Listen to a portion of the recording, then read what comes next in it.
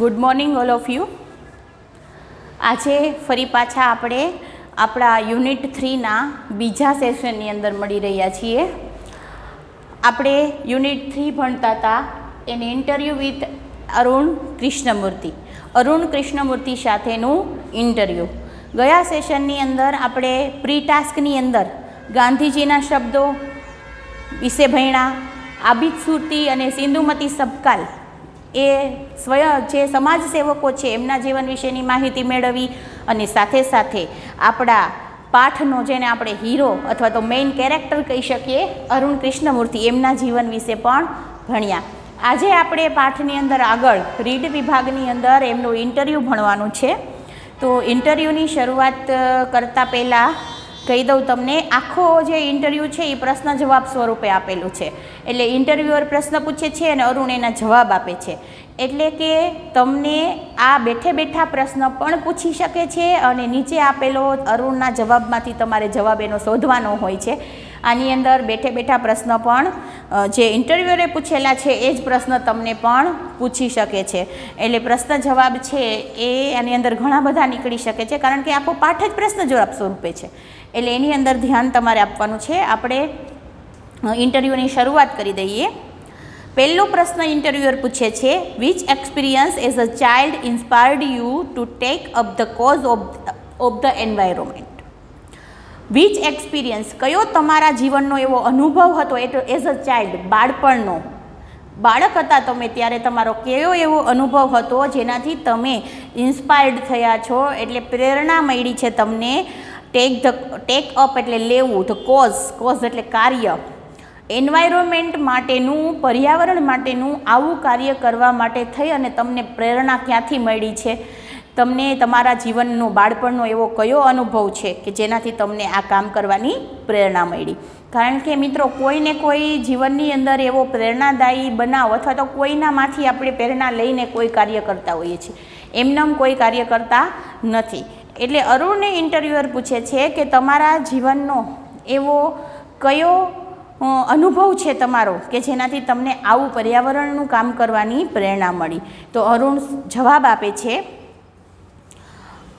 આપણને પણ આમાંથી પ્રશ્ન પૂછી શકીએ કે અરુણના જીવનનો એવો કયો અનુભવ હતો કે જેનાથી એમને પર્યાવરણનું કામ કરવાની પ્રેરણા મળી. A beautiful lake next to my house. Beautiful lake એટલે સુંદર તળાવ હતું, નેક્સ્ટ ટુ માય હાઉસ એટલે મારા ઘરની બાજુમાં. Which once had a lot of birds, frogs and snakes was heavily polluted. કે જે તળાવની અંદર એક સમયે ઘણા બધા પક્ષીઓ, દેડકાઓ અને સાપ રહેતા હતા. વોઝ હેવીલી પોલ્યુટેડ, જે હવે ખૂબ ખરાબ રીતે પ્રદૂષિત થઈ ગયું હતું. અરુણના ઘરની બાજુમાં એક સરોવર, અહીંયા લેક અને પોન્ડ બે સિમિલર વર્ડ તરીકે વાપરેલા છે. આમ લેક એટલે સરોવર અને પોન્ડ એટલે તળાવ આપણે કહીએ છીએ, પણ અહીંયા બે માટે બે શબ્દ એક જ માટે વપરાયેલા છે, સરોવર કે તળાવ. તો આ તળાવ છે એની અંદર આપણે ખબર છે કે કોઈ પણ જળાશય હોય તો એની અંદર નાના મોટા ઘણા જીવ રહેતા હોય છે, એ એમનું ઘર છે. પણ એ ઘણા બધા પક્ષીઓ, દેડકાઓ અને સાપ રહેતા હતા, જે અત્યારે એ તળાવ ખૂબ જ ખરાબ થઈ ગયું હતું, ગંદુ થઈ ગયું હતું, એવું અરુણ કહે છે. It led to spread to of mosquitoes and turn a lovely place into an ugly neighbourhood. એ સ્પ્રેડ, ગંદકી થાય એટલે એમાં મચ્છરનો ફેલાવો થાય. સ્પ્રેડ એટલે ફેલાવવું અને મોસ્કીટોઝ એટલે મચ્છર. તો અહીંયા મચ્છરનો ફેલાવો થવા લાગ્યો હતો અને મારી ઘરની બાજુનું જે સુંદર મજાનું લવલી પ્લેસ, સુંદર મજાની જે જગ્યા હતી એ ટર્ન એટલે ફેરવાઈ જવું. શેમાં ફેરવાઈ ગઈ? અગલી નેબરહુડ. અગલી એટલે ગંદુ અને નેબરહુડ એટલે પડોશીની જગ્યા અથવા પડોશ. જે આજુબાજુનું મારું ઘરની આજુબાજુની જે જગ્યા હતી એ ખૂબ સુંદર હતી એક સમયે, પણ એ આ પ્રદૂષણના કારણે ખૂબ ગંદકી થઈ ગઈ હતી અને ખરાબ બની ગઈ હતી. This hurt me badly. આ ઘટનાએ મને ખૂબ હર્ટ કર્યું, દુઃખ પહોંચાડ્યું. અરુણને મનોમન ખૂબ દુઃખ થતું હતું કે આ કેવી સરસ મજાની જગ્યા હતી અને આ કેવી ગંદી બની ગઈ. એને મનોમન એ ખૂબ દુઃખ થતું. And I wanted to do something about it. અને હું અબાઉટ ઇટ એટલે એના માટે કંઈક સમથિંગ કંઈક કરવા ઈચ્છતો હતો. અરુણને મનોમન એવું થતું હતું કે નહીં, મારે આને બચાવવા માટે, આ સુંદર જગ્યાને પાછી હતી એવી ને એવી કરવા માટે કંઈક કરવું જોઈએ એવું મનોમન એને લાગતું હતું. I got together with a couple of my friends. Couple એટલે બે વ્યક્તિ. આમ હું અને મારી સાથે મારા બીજા બે મિત્રો મળી અને clean the pond next to my house. મારા ઘરની બાજુમાં જે પોન્ડ હતું, તળાવ હતું, જો ઉપર મેં તમને જેમ કીધું એમ લેક શબ્દ આવ્યો હતો અને અહીંયા પોન્ડ શબ્દ આવ્યો છે. આ બંને અહીંયા છે ને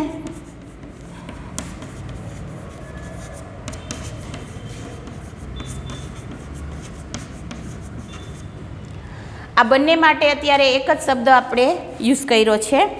તો એ બંને મિત્રો અને એ 3 જણા વચ્ચે મળી અને એને સાફ કર્યું. This was the first activity. આ પર્યાવરણને બચાવવા માટેની મારી પહેલી પ્રવૃત્તિ હતી. અરુણની, તમને એમ પૂછે કે અરુણની ફર્સ્ટ એક્ટિવિટી કઈ હતી, તો એનો પણ આન્સર એ જ આવે કે અરુણ અને એના બે મિત્રો મળી અને એના ઘરની બાજુમાં રહેલા તળાવને સાફ કર્યું. એ એની પહેલી એક્ટિવિટી હતી. આ પ્રશ્ન તમને આ પેરેગ્રાફમાંથી પૂછાઈ શકે. હવે આવો જ બીજો પ્રશ્ન છે. જો અહીંયા મિત્રો આના ઉપરથી આપણે એટલું કરી શકીએ કે આપણે બીજે ક્યાંય ન જઈએ તો કંઈ નહીં, પણ આપણા ઘરની આસપાસ જે ગંદકી હોય એને તો આપણે સાફ કરી જ શકીએ ને, કારણ કે એ ગંદકી આપણને જ નડવાની છે અને એ ગંદકી આપણા ઘરમાંથી જ બહાર ગઈ હોય.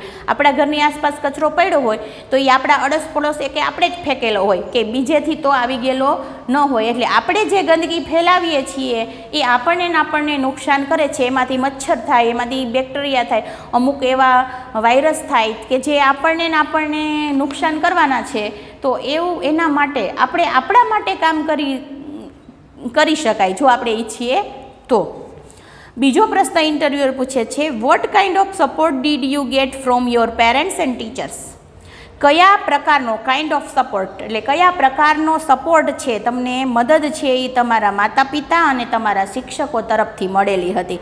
કારણ કે કોઈ પણ કાર્ય છે એની અંદર આપણા પેરેન્ટ્સ, આપણા શિક્ષકો એની જો આપણે હેલ્પ લેતા હોય અથવા તો એમની મદદ મળતી હોય તો એ કામ છે એ ખૂબ સારી રીતે થતું હોય. તો અરુણને પણ એમ કહે છે કે તમારા માતા પિતાએ, તમારા ટીચર્સે કયા પ્રકારની તમને મદદ કરેલી હતી. Was there any conflict between study time and activism. Conflict એટલે ઝઘડો કહી શકાય આમ, પણ અહીંયા ગળમથલ અને એ પણ કે બિટવીન વચ્ચે, સ્ટડી ટાઈમ એટલે ભણવાનો સમય અને એક્ટિવિઝમ એટલે આ પ્રવૃત્તિ કરવી. જો આ ખૂબ અગત્યની વાત છે કે અરુણને પૂછે છે કે તમારો ભણવાનો સમય, કેમ કે 17 વર્ષની ઉંમર હતી એટલે એ આગળ હજી ભણવાનો જ સમય હોય, કેરિયર બનાવવાનો સમય હોય. તો આ સમય તમારો ભણવાનો સમય અને સાથે સાથે આ પર્યાવરણ બચાવની પ્રવૃત્તિ, આ બંને વચ્ચે તમારે કઈ ગળમથલ નહોતી થતી. કારણ કે બેય વસ્તુને એડજસ્ટ કરવી થોડીક મુશ્કેલી પડે. અત્યારે તમે જ વિચારો કે તમારે ભણવામાં આખો સમય જતો રહે છે.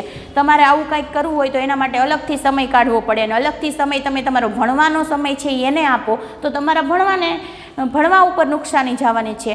તો આ બંને વચ્ચે તમને ગળમથલ થવાની જ છે, મુશ્કેલી પડવાની જ છે. તો અરુણને પૂછે છે કે તમને આની વચ્ચે કંઈ ગળમથલ થઈ નહીં. અરુણ એનો જવાબ આપે છે. એક સાથે બે પ્રશ્ન પૂછેલા છે એટલે પહેલા પ્રશ્નનો જવાબ આપે છે એમના શિક્ષકો અને એમના ટીચર્સ, એમને શું એના ટીચર્સ અને એમના માતા પિતા છે એને શું એમને મદદ કરી હતી. એના જવાબમાં અરુણ કહે છે, I have supportive parents who understood that my interest was an environment. મારી પાસે એવા સમજુ માતા પિતા હતા કે જે સમજતા હતા કે મારો રસ છે એ પર્યાવરણમાં છે. જો અત્યારે ઘણા બધા માતા પિતા એવા પણ હોય છે કે પોતાના બાળકને કયા વિષયમાં રસ છે એ કોઈ વિચારતું નથી. એ પોતાની ઈચ્છા મુજબ પોતાના બાળકને ભણાવવા ઈચ્છે છે. આપણે એક સાદું એવું એક્ઝામ્પલ લઈને કહીએ કે એ બાળકને ગણિત વિજ્ઞાન સાવ જ ગમતું નથી અને માતા પિતા એને એવો ફોર્સ કરે છે કે તું સાયન્સ ફેકલ્ટીમાં જઈ અને પોતાનું કેરિયર બનાવ. તો એ બાળક છે જેને સાયન્સ મેથ્સ ગમતું જ નથી તો એ બાળક એમાં જાશે તો પણ સારી રીતે અભ્યાસ કરી શકશે નહીં, સારું કેરિયર બનાવી શકશે નહીં.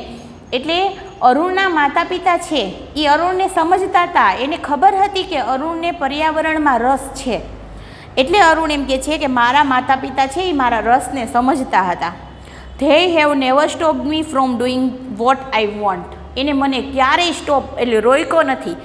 I want to what I want એટલે હું જે કંઈ પણ કરવા ઈચ્છતો હોય, આ પર્યાવરણને લગતું કાંઈ કામ કરવા ઈચ્છતો હોય તો એને મને ક્યારેય ના પાડી નથી, ક્યારેય રોક્યો નથી. ઓન માય પાર્ટ, માતા પિતાએ તો એની ફરજ પ્રમાણે બાળકની ઈચ્છા પૂરી કરવા માટે એને છૂટ આપી, પણ અરુણ એમ કે છે મારા તરફથી પણ, ઓન માય પાર્ટ મારા તરફથી પણ, I also made sure that મેં એમને ખાતરી અપાવેલી હતી કે I did not fail my parents in any ways. મારા માતા પિતાને જે મને છૂટ આપી છે, મારા ઉપર વિશ્વાસ મૂક્યો છે, એ ક્યારેય તૂટે નહીં, ક્યારેય એ નિષ્ફળ જાય નહીં, એની ખાતરી મેં એમને અપાવેલી હતી. I always informed them about everything that I did and I took their advice before jumping into actions. I always informed. હું હંમેશા એમને ઇન્ફોર્મ્ડ કરતો, માહિતી આપતો. શેની માહિતી? કે about everything that I did. હું જે કાંઈ પણ કામ કરવાનો હોય એ એમને અગાઉથી એને માહિતી આપતો, એમને જણાવતો કે મારે આ કામ કરવાનું છે. એન્ડ ટુક ધેર એડવાઇસ, એમની સલાહ પણ લેતો. બિફોર એટલે પહેલાં, jumping in to the action. કોઈ પણ કામ, અહીંયા જમ્પિંગ એટલે કૂદકો મારવો નહીં, જમ્પિંગ એટલે ઝંપલાવવું. કોઈ પણ કામ કરવામાં ઝંપલાવવું એનો અર્થ થાય કોઈ પણ કામની શરૂઆત કરવી એ પહેલાં એ કામ વિશે એના માતા પિતાને જણાવતો અને એમની સલાહ પણ લેતો. I have teachers who taught me how to go about things. મારી પાસે એવા શિક્ષકો હતા કે જેમણે મને ટોટ એટલે શીખવ્યું હતું how to go about things. કોઈ પણ વસ્તુ છે, કોઈ પણ કામ છે એ કેવી રીતે કરવું ને એ પણ એમને મને શીખવાડેલું હતું. જો અહીંયા તમને અલગ અલગ પ્રશ્ન પણ પૂછી શકે, એના પેરેન્ટ્સે શું એમને સાથ આપ્યો હતો અથવા સપોર્ટ આપ્યો હતો, તો તમે એની અંદર લખી શકો કે એમના માતા પિતા એની ઈચ્છાને સમજતા હતા, કોઈ પણ કાર્યની અંદર એને ક્યારેય રોક્યો નહોતો અને એમને કોઈ પણ કાર્ય કરવામાં એમને સલાહ આપતા. આ એના માતા પિતાની ફરજમાં આવતું હતું. પછી હવે એના ટીચર્સની વાત થાય છે, તો ટીચર્સની અંદર શું આવે છે કે એક તો પહેલું એ આવશે કે કોઈ પણ કામ કેવી રીતે કરવું ને એ એમને એના શિક્ષકો શીખવાડતા હતા. ધે ઓલ્સો ટોટ મી હ્યુમાલિટી. એમને મને હ્યુમાલિટી એટલે માનવતા,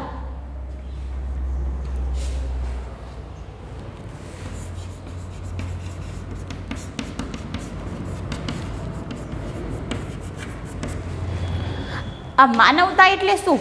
કોઈ પણ જીવ પ્રત્યે દયાભાવ રાખવો, એમની પરવા કરવી, એને આપણે માનવતા કહીએ છીએ, માનવ ધર્મ કહીએ છીએ. તો આ માનવતા એમના શિક્ષકોએ એને હ્યુમિલિટી શીખડાવેલી હતી, માનવતા શીખવાડેલી હતી. અને આ માનવતા શીખડાવી હતી એના કારણે એમ કે છે સો ધેટ કે જેથી I did not become snobbish and arrogant. અને આ માનવતા શીખવી હતી એના કારણે હું સ્નોબીઝ એટલે દંભી, અથવા તો આપણે જેને જિદ્દી પણ કહી શકાય,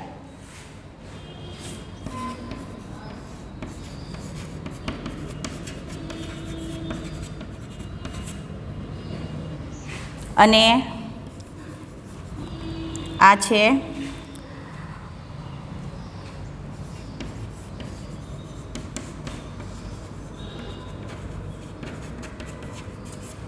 અહંકારી.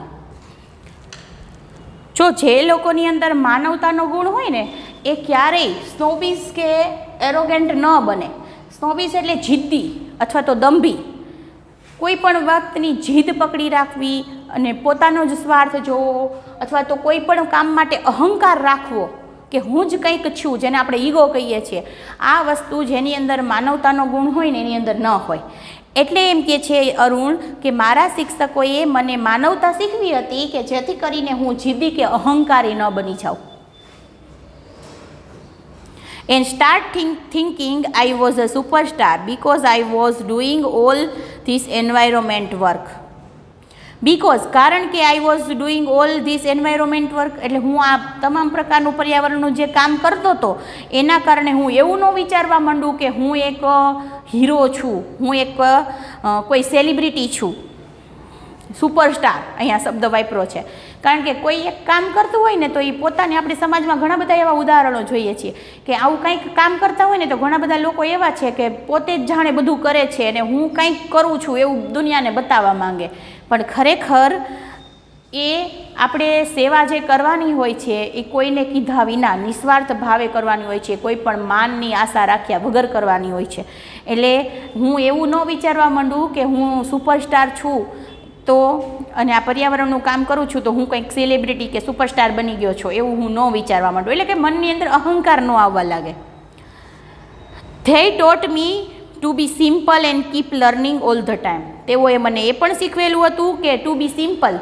સિમ્પલ એટલે સામાન્ય માણસ બનીને જ રહ્યો, સરળ રહ્યો, અને સાથે સાથે keep learning all the time, કાયમી નવું નવું શીખવાનું ચાલુ રાખો.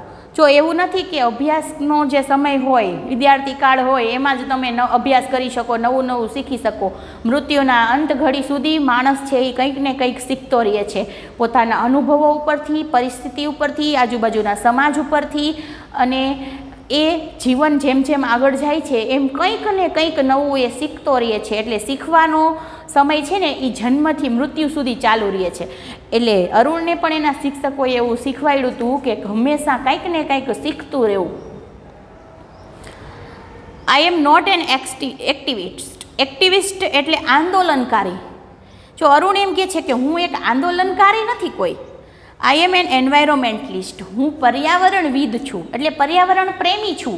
હું આંદોલનકારી નથી કે હું ભાઈ સમાજ આખો છે એ ગંદકી ફેલાવે છે ને હું એનો વિરોધ કરું અને એના માટે આંદોલન ઉપાડું, કે આવું હું ક્રાંતિકારી છું નહીં. હું કોણ છું તો પર્યાવરણવિદ છું, એક પર્યાવરણ પ્રેમી છું કે જે પર્યાવરણની પરવા કરે છે અને એને બચાવવાના પ્રયત્ન કરે છે. એના માટે કોઈ આંદોલન કરવાની જરૂર નથી. I have learn so much bye doing this work. અને મને આ કામ કરવામાં ઘણું બધું શીખવા પણ મળે છે. તો અરુણ છે અહીંયા એના ટીચર્સની વાત કરીએ તો ટીચર્સની અંદર જો તમને પૂછવામાં આવે કે અરુણના ટીચરે એમને શું શીખવ્યું હતું, તો આ 2-3 બાબત તમારે લખવી પડશે. એક તો how to go about things, કોઈ પણ કામ છે એ કેવી રીતે કરવું. પછી હ્યુમાલિટી શીખવેલી છે. અને ત્રીજું છે અહીંયા જુઓ લખેલું છે they taught me to be simple and keep learning all the time. Simple રહેવું અને કાયમી એમાંથી કંઈક શીખતું રહેવું, આ 3 બાબત એના ટીચરે એને શીખવેલી છે. એટલે તમને જે પ્રમાણે પ્રશ્ન પૂછવામાં આવે એ પ્રમાણે અને એટલો જ જવાબ આપવાનો છે. ખાલી પેરેન્ટ્સનું પૂછે તો ખાલી પેરેન્ટ્સનું, ખાલી ટીચરનું પૂછે તો ખાલી ટીચરનું, અને બંનેનું સાથે પૂછે તો બંનેનું, બધું જ. પણ આમ બેઠે બેઠું આખો પેરેગ્રાફ લખો તો બહુ મોટો પ્રશ્ન થઈ જાય. પણ તમારે જેટલું જરૂરી છે એટલું ટૂંકાવીને જ લખવાનું રહેશે. 3rd ક્વેશ્ચન છે how did your school and college further your interest.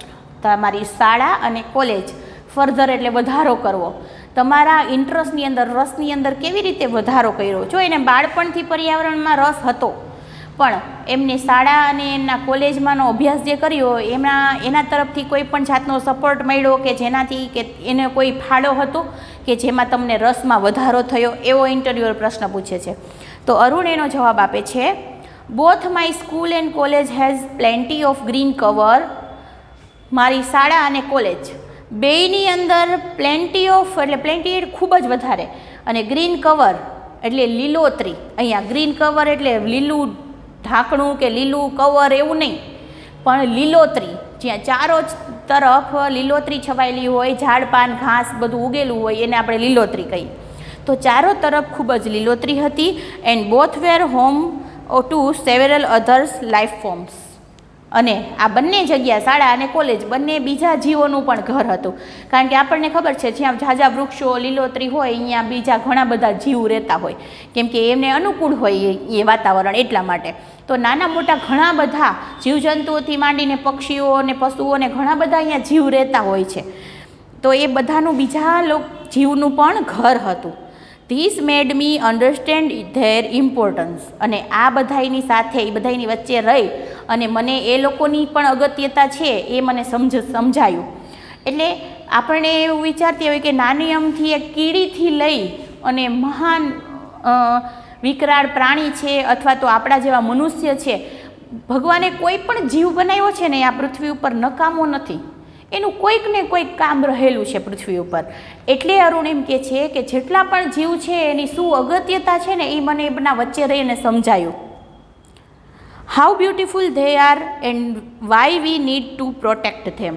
એ લોકો કેટલા સુંદર છે પોતાની રીતે બધા જ પોતપોતાની રીતે ખૂબ સુંદરતા ધરાવે છે અને એમનું પોતપોતાની રીતે ખૂબ મહત્ત્વ છે અને એટલા માટે જ આપણે નીડ એટલે જરૂર છે ટુ પ્રોટેક્ટ ધેમ, એમને રક્ષણ આપવાની જરૂર છે. આપણા દ્વારા એમને કાંઈ પણ નુકસાની ન પહોંચે એનું કાળજી રાખવી એ એક બુદ્ધિશાળી પ્રાણી તરીકે આપણું કામ છે. કારણ કે માણસે આપણને જો સૌથી વધુ બુદ્ધિશાળી અને સૌથી વધુ સક્ષમ બનાવ્યો હોય તો આપણી ફરજ છે એ બેવડી થઈ જાય છે કે આપણે આપણાથી નાના બીજા જીવ અથવા તો બીજા જે અન્ય જીવો છે એને નુકસાન ન પહોંચાડીએ, એમનું રક્ષણ કરીએ અને એમને નડતર રૂપ ના થઈએ. ખાસ તો કારણ કે કોઈ પણ જીવ છે ને એ ક્યારેય આપણને નથી નડતો. આ માણસ જ એવું છે કે જે બધાય જીવને નડે છે. આપણી ઘરની આસપાસ ગાય કે કોઈ પણ કૂતરું કે કંઈ પણ આવે ને તો એને આપણે ભગાડી દઈએ છીએ. કારણ કે આપણે અધિકાર જમાવી લીધો છે આ પૃથ્વી ઉપર કે ભાઈ આ જગ્યા મારીને આ વિસ્તાર મારો. ભગવાને કોઈને ભાગ પાડીને નથી આપ્યા કે આ આના માટે છે ને આ મનુષ્યનું છે ને આ પશુઓનું છે, આવો ભાગ કોઈને નથી પાડીને આપ્યો. ભગવાને તો આ સહિયારું ઘર આપ્યું છે બધાને, પણ આપણે એના ભાગ પાડી નાખ્યા છે અને એટલા માટે આપણે એના ઉપર હક જમાવા લાગ્યા છીએ. બીજા જીવને અહીંયા આવવા પણ નથી દેતા. These animals are on their own, find their own food and always active, on the move and never lazy. જો આ બધા પ્રાણીઓ છે એ ધેર ઓવન પોતે સ્વતંત્ર છે, પોતાની રીતે જીવન મરજી મુજબ જીવન જીવે છે. ફાઇન્ડ ધેર ઓવન ફૂડ, દરેક વ્યક્તિ પોતે પોતાનો ખોરાક, દરેક જીવ છે એ પોતે પોતાનો ખોરાક જાતે મેળવે છે અને હંમેશા એક્ટિવ રહે છે, કાર્યશીલ રહે છે. ક્યારે પણ એ લેઝી આળસ કરતું નથી. જો આ બીજા જીવ પાસેથી આપણે શીખવા જેવું છે કે દરેક પોતપોતાનું કામ પોતે જાતે કરે છે, પોતાનો ખોરાક જાતે મેળવે છે અને સતત પ્રવૃત્તિશીલ રહે છે. આપણી જેમ આળસ કરીને બેસી રહેતું નથી અથવા તો કોઈ ઉપર નિર્ભર રહેતું નથી. ઇટ ઇઝ સો પોઝિટિવ, એ આપણને એક પોઝિટિવ વિચાર આપે છે, હકારાત્મક વલણ સમજાવે છે. We have a lot to learn from them, અને આપણે એમના પાસેથી ઘણું બધું શીખી શકીએ છીએ. દરેકમાંથી કંઈક ને કંઈક ગુણ એવો હોય છે કે જે આપણને જીવનમાં ઉતારવા જેવો હોય છે. અહીંયા આ સ્કૂલ અને કોલેજ તરફથી એમને શું પ્રેરણા મળી, એમના રસમાં કેવી રીતે વધારો થયો, એમના વિશેની વાત કરી હતી. એની અંદર અરુણે ટૂંકમાં કહું તો શું કીધું કે શાળા અને કોલેજ બેયમાં મારે જ્યાં હું અભ્યાસ કરતો હતો અહીંયા ચારો તરફ લીલોતરી હતી, ઘણા બધા જીવ રહેતા હતા. એમના વચ્ચે જ્યારે હું રહ્યો ત્યારે એમની અગત્યતા અને એમના રક્ષણ વિશેની સમજણ મને આવી અને એમાંથી મારા રસની અંદર વધારો થયો. એના પછીનો ફોર્થ ક્વેશ્ચન છે, did you feel any hesitation in quitting a well paying job and venturing into this full time? Hesitation એટલે ખચકાટ, મનની અંદર કંઈક આંચકો આવવો, ખચકાટ આવવો. શેના માટે? તો ક્વિકિંગ એટલે છોડી દેવું, છોડી દીધું. વેલ પેઇંગ જોબ, સારું એવું વળતર આપતી જે જોબ છે ગૂગલની અંદર એ પણ એમને છોડી દીધી અને સાથે સાથે વેન્ચ્યુરિંગનો અર્થ થાય ઝંપલાવવું અથવા તો શરૂ કરી દેવું in two this full time. Full time આ કામ કરવાનું તમે ચાલુ કરી દીધું તો એની અંદર તમને જરાય ખચકાટ ન થયો. What were the options you weighed before you arrived at your decision? What were the option, તમારી પાસે કયા વિકલ્પ હતા? અહીંયા વેજનો અર્થ થાય વિચારવું, વજન નહીં, વિચાર્યું. બિફોર અરાઇવ્ડ એટલે પહોંચતા પહેલાં યોર ડિસિઝન, તમે આ નિર્ણય લીધો. કયો નિર્ણય? પર્યાવરણનું કામ કરવાનો નિર્ણય લીધો. એ પહેલાં તમે આગળના ભવિષ્ય માટેના ઓપ્શનો વિચાર્યા હશે ને, તો એ કેવા ઓપ્શનો વિચાર્યા હતા?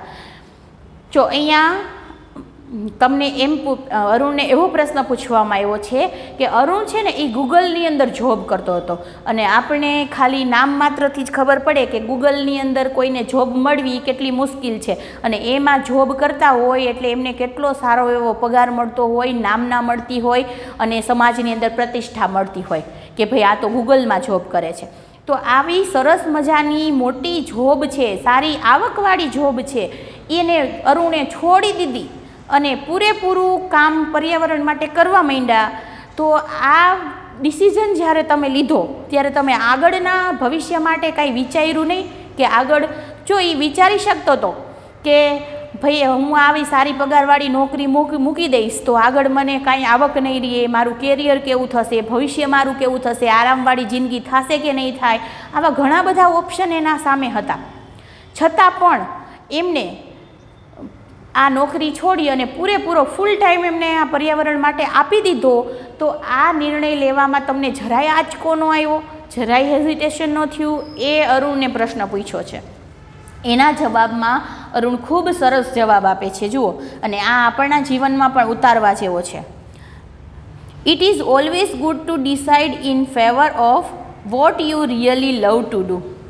ઇટ ઇઝ ઓલવેઝ ગુડ, એ હંમેશા સારું હોય છે. ટુ ડિસાઇડ એટલે નક્કી કરવું, ઇન ફેવર ઓફ, ફેવર એટલે ના પક્ષમાં, vote you really love to go, તમે ખરેખર મનથી તમને જે કામ કરવા ઈચ્છા થતી હોય ને, અથવા મનથી કોઈ તમને કાંઈ વસ્તુ ગમતી હોય તો એ પક્ષમાં જો તમે નિર્ણય લ્યો ને તો એ હંમેશા તમારા માટે સારો જ સાબિત થાય છે, એવું અરુણ કહે છે. એટલે મિત્રો, આપણે પણ ઘણી વખત અનુભવ કર્યો હશે કે તમને જીવનની અંદર હજી આગળ ક્યારેક અનુભવ થશે કે કોઈ પણ કાર્ય છે એ તમને જો ખૂબ મનથી તમારી ઈચ્છા હોય કે મનથી તમને એ કામ કરવું ગમતું હોય અને જો તમે એ કામ કરવાનો નિર્ણય લ્યો અને એ કામ કરો ને તો તમને સફળતા 100% મળે. I quit my job at Google. મેં મારી ગૂગલની જોબ છોડી દીધી. But I still keep in touch with my friends there. પણ હજી હું મારા અહીંયાના જે ગૂગલના મિત્રો છે મારી સાથે કામ કરતા હતા એની સાથે હું ટચમાં છું, એની સાથે સંપર્કમાં છું. So only my duties at Google have come to end. એટલે મારી ગૂગલની નોકરી છોડવાથી માત્ર ગૂગલનું જે કામ છે ને એ મારા માટે પૂરું થઈ ગયું છે, એમની જવાબદારી મારા માટે પૂરી થઈ ગઈ છે, પણ નોટ માય ઇમોશનલ બોન્ડ. પણ મારે એ કંપની સાથે, એના કંપનીના મેમ્બરો સાથેની જે ઇમોશનલ લાગણીનો જે સંબંધ છે એ તૂટ્યો નથી. I understood that I had to leave the job at that minute in 2010 or else I would never be daring enough to do so. જો અહીંયા અરુણ શું કહે છે, આઈ અન્ડરસ્ટુડ ધેટ, મને સમજાય છે કે I had leave the job at the minute, જે ક્ષણે 2010ની અંદર જે ક્ષણે મેં જોબ છોડી દીધી હતી અને ઓર એલ્સ આઈ વુડ, નહીતર જો એ સમયે એક જ ક્ષણે જો મેં નિર્ણય ન લીધો હોત તો આઈ વુડ નેવર બી ડેરિંગ, મારામાં હિંમત ન આવી હોત ઇનફ ટુ ડુ સો. આટલું બધું જે અત્યારે હું કામ કરી રહ્યો છું ને એ કામ કરી શક્યો હોત નહીં. જો ત્યારે એવું વિચાર્યું હોત, મારો સ્વાર્થ ને મારો ફાયદો વિચાર્યો હોત ને જોબ ન છોડી હોત તો અત્યારે જે હું પર્યાવરણ માટે કામ કરું છું એ કામ કરી શક્યો હોત નહીં. કારણ કે જોબ અને આ કામ બંને એકસાથે થઈ શકે એવું શક્ય હતું નહીં, કારણ કે આ કામ માટે સમય આપવો પડે અને જો જોબમાં જોડાયેલા હોય તો પૂરો સમય એ કંપનીને આપવો પડે.